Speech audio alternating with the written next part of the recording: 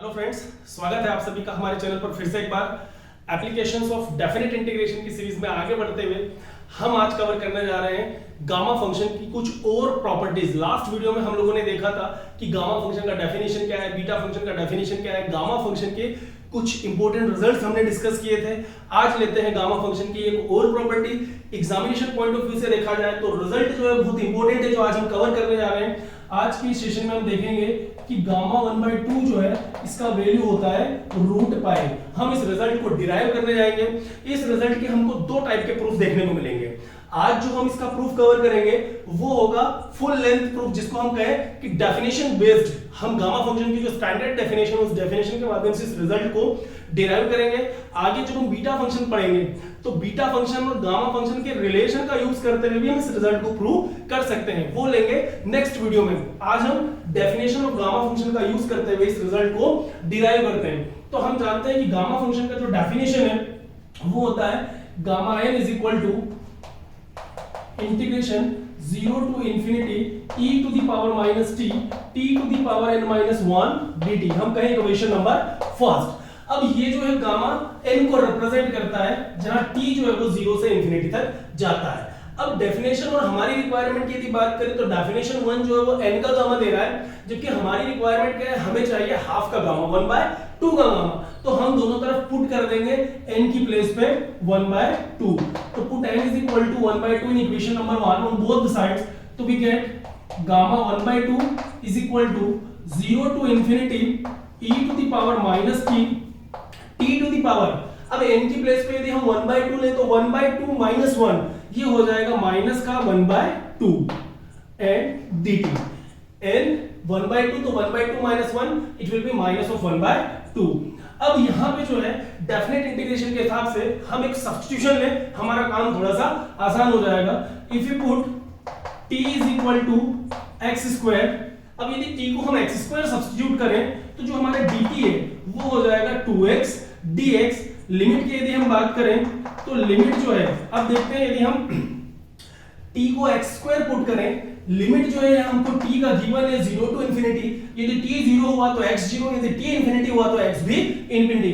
मतलब x के corresponding limit में भी कोई चेंज नहीं हो रहा है, 0 से infinity है। तो इस प्रकार हम यहाँ पे अभी चूंकि t का पावर -1/2 हम t को x स्क्वायर जो है वो सब्स्टिट्यूट करने जा रहे हैं। देखते हैं रिजल्ट क्या मिलता है। तो हमारे पास आ जाएगा x is equal to 0 to infinity e to the power minus x square. t की प्लेस पे x स्क्वायर रखा। अब यहां फिर t की पावर -1/2 मतलब x square to the power -1/2 and dt, और dt का वैल्यू है हमारे पास 2x dx। थोड़ा सा सिंपलीफाई करें, इंटीग्रेशन बहुत सिंपलेस्ट फॉर्म में अपने को मिल जाएगा। x is equal to 0 to infinity। अब ये जो 2 है चूंकि कांस्टेंट है इसलिए इसको इंटीग्रेशन से हम बाहर करें, it will B e to the power minus x square. अब x स्क्वायर का पावर -1/2 तो 2 से 2 कैंसिल होके हमारे पास बचेगा x to the power -1 and x dx। अब x इनवर्स का मतलब हुआ 1/x, तो x/x जो है कैंसिल होके यहां फिर 1 बचेगा। हमें मिलेगा 2 times of x is equal to 0 to infinity e to the power minus x square dx only, जिसको हम कहें इक्वेशन नंबर 2। अब गामा 1/2 जो है उसका एक सिंपलेस्ट फॉर्म भी हमको डेफिनेट इंटीग्रेशन के फॉर्म में मिला, जो कि हो रहा है 2 times of 0 to infinity e raised to power minus x square dx। But definite integral की एक प्रॉपर्टी है, हम जानते हैं कि यदि a to b fx dx है तो इसको हम a to b fy dy भी लिख सकते हैं। कहने का मतलब यह है कि यदि लिमिट में कोई चेंज नहीं हो रहा है, यदि डेफिनेट इंटीग्रेशन की लिमिट सेम है, तो वेरिएबल जो है हम हमारी चॉइस के हिसाब से सेट कर सकते हैं। डेफिनेट इंटीग्रेशन की वैल्यू पे कोई फर्क नहीं पड़ेगा। फंक्शन में यदि आपके पास x dx है तो आप उसको y dy भी कह सकते हैं। मतलब जितने वेरिएबल्स हैं x dx लिखो या fy dy लिखो या ft dt लिखो, लिमिट सेम है। वेरिएबल के लिए हमारी कन्वीनियंस हम देखते हैं। तो गामा 1/2 यदि ऐसा है तो डेफिनेट इंटीग्रेशन की प्रॉपर्टी के अकॉर्डिंग हम 1/2 के गामा को 2 times of y is equal to 0 to infinity e to the power minus y square dy भी लिख सकते हैं। यदि इस प्रॉपर्टी को हम देखें तो इसके अकॉर्डिंग हम गामा 1/2 को इस प्रकार से y की टर्म्स में भी अरेंज कर सकते हैं। अब यहां जो है हम क्या करने वाले हैं, इक्वेशन नंबर 2 और 3 को आपस में मल्टीप्लाई करने वाले हैं, क्योंकि हम ये देख रहे हैं कि हमारी जो रिक्वायरमेंट है गामा 1/2 का वैल्यू जो है वो कैसा आ रहा है, स्क्वायर रूट ऑफ पाई, मतलब स्क्वायर रूट की टर्म में कहीं ना कहीं जा रहा है। अब यदि दोनों को आपस में मल्टीप्लाई कर देंगे तो गामा 1/2 का स्क्वायर होगा, एट द एंड स्क्वायर हटाने के लिए स्क्वायर रूट लेंगे तो हमको कहीं ना कहीं रिजल्ट की तरफ जाने का एक चांस मिल रहा है यहाँ पे, ठीक है। तो अब हम क्या करें यहाँ पे, मल्टीप्लाइंग इक्वेशन 2 एंड 3, अब हम इन दोनों इक्वेशंस को आपस में मल्टीप्लाई कर दें तो हमें मिल जाएगा गामा 1/2 का यदि हम प्रोडक्ट करें तो 1/2 गामा का हमें क्या मिल जाएगा, यहाँ पे स्क्वायर मिल जाएगा। अब राइट हैंड साइड की बात करें, इन दोनों इंटीग्रेशन को आपस में मल्टीप्लाई करें तो 2 into 2 मिलके हुआ 4 integration x is equal to 0 to infinity e to the power minus x square dx और integration y is equal to 0 to infinity e to the power minus y square dy, मतलब इन दोनों को हमने आपस में multiply किया। अब देखने लायक एक बात ये है कि x और y दोनों एक दूसरे से टोटली इंडिपेंडेंट हैं, दो अलग अलग इंडिपेंडेंट वेरिएबल्स हैं, तो हम यहाँ पे डेफिनेट इंटीग्रल में हमको एक सुविधा मिलती है, सहूलियत मिलती है कि आप चाहें तो दोनों इंटीग्रेशंस को कंबाइन करके लिखें, आप चाहें तो दोनों को अलग अलग वेरिएबल्स के फॉर्म में, अलग अलग प्रोडक्ट की फॉर्म में भी लिख सकते हैं, ठीक है। हम चाहें तो इनको सेपरेट फॉर्म में लिखें, हम चाहें तो इनको कंबाइन करके लिखें, because x and y are independent from each other, तो हम यहाँ पे लिख सकते हैं 4 times of x is equal to 0 to infinity, y is equal to 0 to infinity, e to the power minus x square, e to the power minus y square dx into dy।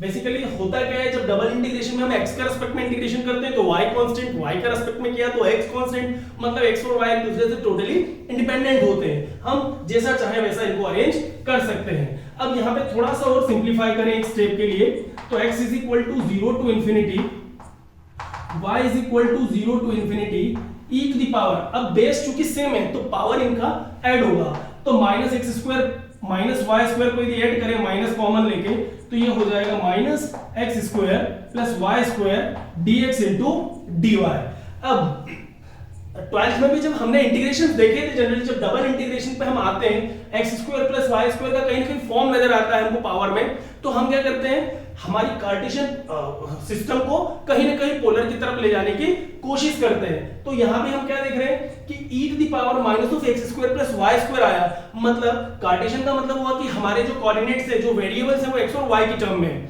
अब इन variables को हम r और theta की तरफ लेके चले, मतलब Cartesian system को हम कहीं ना कहीं पोलर सिस्टम की तरफ स्विच करने की कोशिश कर रहे हैं, और पोलर के लिए अपने पास जो स्टैंडर्ड सब्स्टिट्यूशंस भी यहाँ पे अवेलेबल है कि x को हमेशा हम क्या सब्स्टिट्यूट करेंगे, r cos थीटा, y का वैल्यू होगा r sin theta, dx into dy का जो वैल्यू है वो होगा r dr d theta. These are the fixed substitution for polar coordinates. x y जो है वो r और थीटा दो नए वेरिएबल से रिप्लेस होंगे, x r cos theta, y r sin theta, dx और dy will be r dr d theta. अब हम बात करें लिमिट की कि इन कोऑर्डिनेट्स के टाइम पे लिमिट जो है वो क्या होंगी, तो r की लिमिट हमेशा यहाँ होती है 0 टू इंफिनिटी, और थीटा की जो लिमिट है वो हो जाएगी 0 टू पाई बाय 2। लिमिट भी अपने को याद रखना है, फिक्स रहेगी। एक और चीज यहाँ देखने लायक है कि हमारे पास जो वैल्यू है इंटीग्रेशन में वो है e to the power minus of x square plus y square. अब हमारे पास x है r cos थीटा, y है r sin थीटा, यही हम साइड में सिंपलीफाई करके इसका वैल्यू भी निकाल लें ताकि तमाम वैल्यूज जो है डायरेक्टली हम इंटीग्रेशन में सब्स्टिट्यूट करें। तो x r cos थीटा है तो x स्क्वायर हो जाएगा r square cos square theta, यदि y sin theta r sin theta है तो y स्क्वायर हो जाएगा r square sin square theta. इन दोनों को यदि हम सम करें तो हमें मिल जाएगा x square plus y square is equal to, अब देखो लेफ्ट का सम राइट का sum, r square cos square plus r square sin square, यदि r स्क्वायर को कॉमन करें तो cos square plus sin square का वैल्यू हो जाएगा 1, मतलब x square plus y square का वैल्यू हमें मिल गया r square. Now we can substitute all this values to this in this integration. Definite integration में यदि वैल्यूज को सब्स्टिट्यूट करें तो हमें मिलेगा थीटा का लिमिट था हमारे पास 0 टू पाई बाय 2, r का जो लिमिट है वो हुआ 0 टू इंफिनिटी। वेरिएबल्स का सब्स्टिट्यूशन देखें तो e to the power minus of x square plus y square, जिसका वैल्यू हमारे पास बन रहा है यहाँ पे r square, and dx dy जो कि हुआ r dr d थीटा। अब यहाँ जो है इंटीग्रेशन हमारा बहुत सिंपलेस्ट फॉर्म में आ चुका है। एक काम हमको और समझ में आ रहा है, जो देख के ही हमको पता चल जाता है। आर स्क्वायर को यदि हम टी पुट करेंगे तो आर डी आर जो है वो कहीं ना कहीं dt की तरफ जा रहा है, मतलब हम इसको और सिंपलेस्ट फॉर्म में ले जा सकते हैं। तो हम यहाँ पे अब नया सब्स्टिट्यूशन ले लें कि put r square is equal to t, so 2r dr will be dt और we can say r dr is equal to dt by 2। अब देखें कि इस सब्स्टिट्यूशन से लिमिट पे क्या कोई असर हो रहा है। r वेरिएबल को हम एक नए वेरिएबल t पे फिर से ले जा रहे हैं। यदि r का वैल्यू यदि हम देखें कि लिमिट में क्या चेंज आ रहा है, तो r से हम t पे चले तो r यदि 0 था तो r की प्लेस पे 0 रखेंगे तो 0 स्क्वायर मतलब 0, तो t का वैल्यू क्या होगा अपने पास 0। अब r का अपर लिमिट जो है वो इंफिनिटी का स्क्वायर, तो t फिर क्या होगा इंफिनिटी ही होगा, मतलब there is no change in the limit of t। इन वैल्यूज को यदि यहां सब्स्टिट्यूट करें तो 4 times of theta is equal to 0 to pi by 2। अब r वेरिएबल को हमने शिफ्ट कर दिया t से, जो कि हुआ 0 to infinity e to the power minus r square that is t, तो e to the power minus t। r dr का जो वैल्यू है वो हुआ हमारे पास dt बाय 2 और इनटू यहां बचा अपने पास d थीटा। अब 2 को भी हम बाहर लेके आए, कांस्टेंट है, तो 4 बाय 2 ये मिलके हुआ 2। अब यहां हमारे पास हुआ theta is equal to 0 to pi by 2।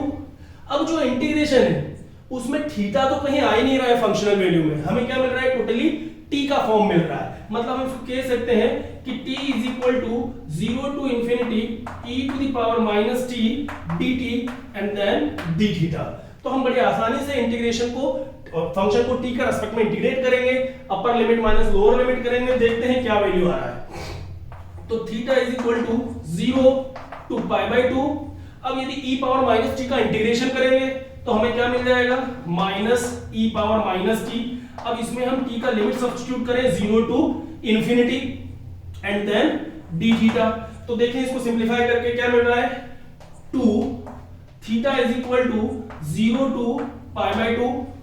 Minus को हम बाहर ले सकते हैं, e पावर माइनस t में एक बार t को इंफिनिटी रखा तो e पावर माइनस इंफिनिटी, और हम जानते हैं कि e पावर माइनस इंफिनिटी जो है वो होता है 0। लास्ट वीडियो में भी हमने देखा था t को 0 रखे तो e power 0 that will be 1, और बाहर है आपके पास d थीटा, मतलब 0 माइनस 1 इज माइनस 1 और माइनस माइनस हुआ प्लस 1, मतलब लिमिट सब्स्टिट्यूट करने के बाद t फंक्शन का पूरा वैल्यू हमारे पास हो गया 1। मतलब हमारे पास क्या अवेलेबल रह गया यहाँ पे देखा जाए, इसको थोड़ा सा यहाँ पे लिख लेते हैं। लेफ्ट हैंड साइड पे चल रहा था गामा 1/2 का स्क्वायर, और राइट हैंड साइड की यदि हम बात करें तो वहां हमारे पास अवेलेबल है 2 times of integral theta is equal to 0 to pi by 2 minus minus plus 1, मतलब यहां बचा 1 और d थीटा ओनली। अब 1 का इंटीग्रेशन यदि हम थीटा के रेस्पेक्ट में करेंगे तो हमें मिलेगा थीटा, तो यहां पे फिर हम वैल्यू सब्स्टिट्यूट करें तो 2 और 1 का इंटीग्रेशन हुआ थीटा, और थीटा की जो लिमिट है वो हो गई 0 से लेके पाई बाय 2। अब अपर लिमिट माइनस लोअर लिमिट हम यहां पे ले लें तो 2 तो बाहर अपने पास फिक्स है, यदि अपर लिमिट माइनस लोअर लिमिट करें थीटा की जगह हुआ पाई बाय 2, तो ये हमने लिखा पाई बाय 2 और माइनस थीटा की जगह रखा हमने 0, तो क्या मिला हमें पाई by 2 minus 0 means pi by 2, तो 2 टाइम ऑफ पाई बाय 2 मतलब हमारे पास आ गया पाई। और लेफ्ट हैंड साइड की यदि हम बात करें तो हमें क्या मिल रहा है गामा 1/2 का स्क्वायर। तो गामा 1/2 का स्क्वायर जो है अपने को कुल मिला के क्या मिला 1/2 गामा का जो स्क्वायर है उसका वैल्यू हमने देखा सिंपलीफाई करके हमें मिला यहाँ पे पाई। अब यदि दोनों तरफ का हम स्क्वायर रूट ले लें तो हमें क्या मिल जाएगा 1/2 का गामा, स्क्वायर हटाए स्क्वायर रूट लेंगे स्क्वायर हटेगा, राइट हैंड साइड पे आया square root, it will be root over pi. मतलब जो रिजल्ट हमें चाहिए था वो रिजल्ट हमें यहाँ बड़ी आसानी से मिल गया है। उम्मीद करेंगे आपको ये समझ में आया होगा। अब ये जो कॉन्सेप्ट है gamma 1/2 is equal to root over pi, इस डेफिनेशन का, और इसके पहले जो लास्ट वीडियो में हमने लिया था gamma n plus 1 is equal to n gamma n, इन दो रिजल्ट का यूज करते हुए हम बड़ी आसानी से फ्रैक्शनल या रेशनल टाइप के नंबर का भी हम गामा जो है वो फाइंड आउट कर सकते हैं। फॉर एग्जांपल यदि हमसे कहा जाए 3/2 का गामा निकालो तो 3/2 का गामा कैसे निकालेंगे, ये तमाम चीजें आज के ही सेशन में भी हम कवर करने वाले हैं। तो हम इन चीजों को अभी डिस्कस करने वाले हैं।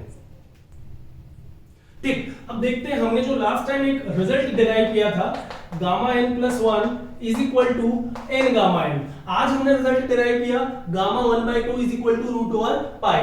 अब इन दोनों रिजल्ट के कॉम्बिनेशन से हम फ्रैक्शन टाइप के या रेशनल नंबर्स के भी गामा को बड़ी आसानी से फाइंड आउट कर लेते हैं। अब इंटीजर फॉर्म में तो हमने बड़ी आसानी से लास्ट वीडियो में देखा था कि कैसे गामा ऑफ 6 फाइंड आउट किया जाता है। तो gamma n plus 1 is equal to n gamma n, यदि ये यूज करते हैं तो इंटीजर का गामा तो हम बड़ी आसानी से निकाल लेते हैं।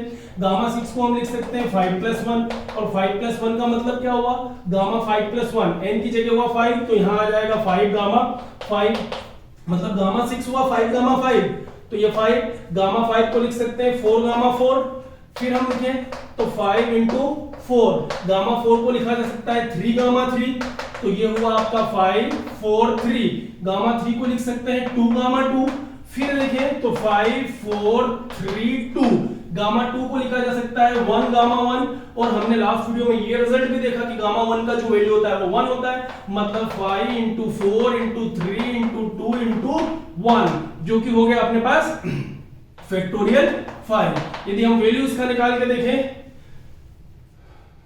तो आ जाएगा 120। मतलब हम बड़ी आसानी से देख सकते हैं कि गामा 6 को हम कैसे फैक्टोरियल में कन्वर्ट करके बड़ी आसानी से उसका न्यूमेरिक वैल्यू फाइंड आउट करते हैं। आज बात कर रहे हैं दोनों रिजल्ट के कॉम्बिनेशन के माध्यम से रेशनल नंबर्स के गामा को फाइंड आउट करना।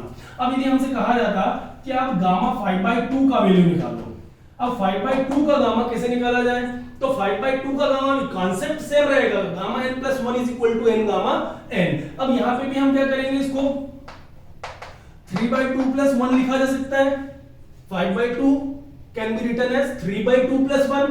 अब यहां पे अपना n का जो वैल्यू है वो एक रेशनल फॉर्म में 3/2 टाइप का। हम जानते हैं n प्लस 1 का गामा क्या हुआ, n गामा है, n की जगह हमारे पास 3/2 है, तो इसको हम लिख सकते हैं 3/2 गामा 3/2। अब फिर वही बात 3/2 गामा 3/2 को हम क्या लिख सकते हैं 1/2 प्लस 1।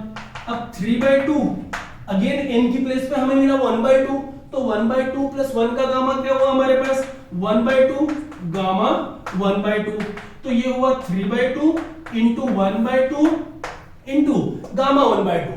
आज रिजल्ट देखा हमने, गामा 1/2 का वैल्यू होता है स्क्वायर रूट ऑफ पाई, मतलब कुल मिला के यहां हमें मिल जाएगा 3 रूट पाई बाय 4।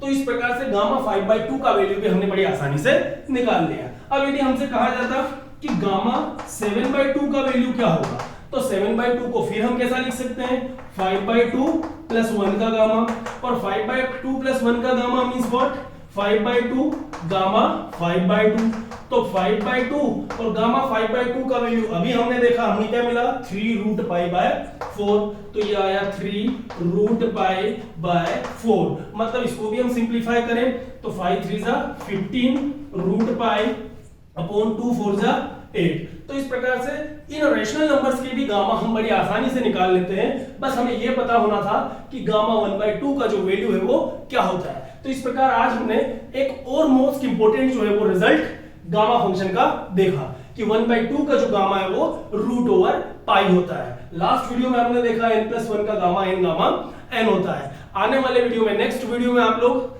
देखेंगे इस पे बेस्ड न्यूमेरिकल, हम 2 से 3 न्यूमेरिकल नेक्स्ट वीडियो में गामा फंक्शन पे बेस्ड कवर करने वाले हैं। तो उम्मीद करेंगे आपको वीडियो समझ में आया, पसंद आया। दोस्तों यदि वीडियो आपको पसंद आया है तो प्लीज आप वीडियो को लाइक करें, फ्रेंड्स के साथ शेयर करें, और चैनल को यदि सब्सक्राइब नहीं किया है तो आप हमारे चैनल को सब्सक्राइब जरूर करें। Thank you very much, thanks for watching this video.